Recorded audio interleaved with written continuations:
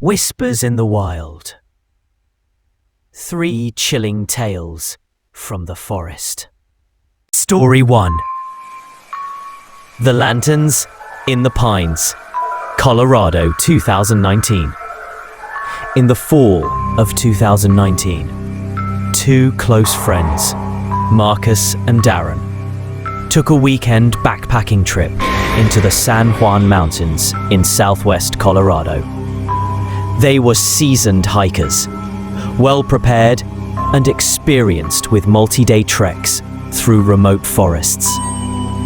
Their chosen route took them deep into pine-covered hills where there was no cell service, no other hikers, and no sign of human development. For miles, they hiked all day and camped by a small alpine lake. The area was silent, serene, and isolated. As the sun dipped below the ridgelines, they set up a small fire, cooked dinner, and relaxed. Around 10 p.m., while sitting quietly near the fire, they noticed something strange in the distance between the trees. A soft orange glow, moving slowly through the forest. It looked like someone carrying a lantern, but there were no trails nearby, and they'd seen no one else since entering the woods. They assumed it might be a hunter or another camper, though it was odd for someone to be walking alone in complete silence, without a flashlight or headlamp. The light moved horizontally through the trees, then stopped. Then another light appeared, then another. 3 glowing orbs now hovered between the trees, flickering, as if someone were swinging lanterns. Marcus called out, but there was no response. The lights didn't move. They just hovered. After several minutes, all 3 lights vanished at once, as if someone had turned off a switch. The forest fell unnaturally silent. No wind, no insects. That night, around 2 a.m., Marcus woke to what he described as the sound of whispering outside the tent. Low, rhythmic, almost like chanting. Darren was still asleep, but when Marcus gently shook him awake, he heard it too. They froze in silence, listening. It lasted for minutes, the whispering growing slightly louder. Then it abruptly stopped. No footsteps, no movement, just silence. In the morning, they found something deeply unsettling. A ring of stones placed around their tent. Stones that hadn't been there the night before, perfectly arranged, as if marking something. They left immediately. Neither of them ever returned to that lake again. Story 2. The Man at the Tree Line, Maine, 2017.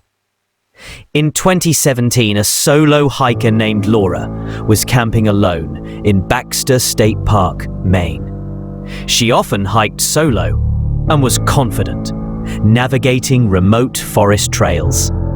She pitched her tent deep off-trail near a clearing surrounded by tall birch trees. That evening, as the sun began to fade, she sat by her small fire and took photos of the dusky woods. Reviewing the photos later that night, she noticed something she hadn't seen with her own eyes. In the distance, between the birch trees, a figure was partially visible, standing completely still near the edge of the tree line. It wasn't a shadow. It was clearly a man, tall, unmoving, half hidden behind a trunk. His face was partially visible, but expressionless. No gear, no backpack, just standing. When she looked up from the phone in panic, no one was there. She convinced herself it was a trick of the light or a tree stump. That night, she didn't sleep. Around 3:15 a.m., she heard something heavy moving through the woods. Not an animal. Deliberate steps. Crunching leaves. Stopping, then continuing again. She lay still, clutching her knife inside her sleeping bag, until the sounds faded. At dawn, she unzipped the tent and immediately froze.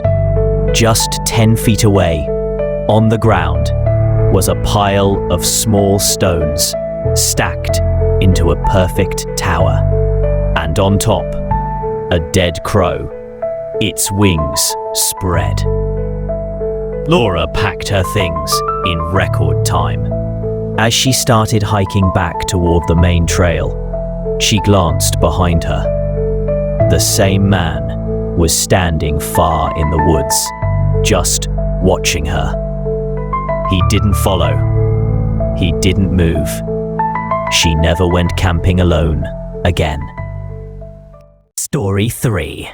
Screams in the Fog, Washington, 2020. In the Olympic National Forest in 2020, a group of 3 friends, James, Raquel, and Ben, were hiking along the Hoh River Trail during a rare bout of thick summer fog. Visibility dropped to just a few feet. They pressed on, confident they'd reach their camp before nightfall. Around 7 p.m., they began hearing screams, not animal cries, human, desperate, and echoing unnaturally through the fog. They stopped and listened. The screams seemed to come from all around them, bouncing off the trees, impossible to locate. Then came the whispers. Whispering so faint, they couldn't understand what was being said. It surrounded them, though the forest appeared completely empty. When they reached their intended campsite, they found something already set up. An abandoned tent, ripped in several places, with a large smear of dried blood near the entrance. No sign of the owner. No gear. Just silence. Terrified, but with no other options, they built a fire and stayed in shifts through the night.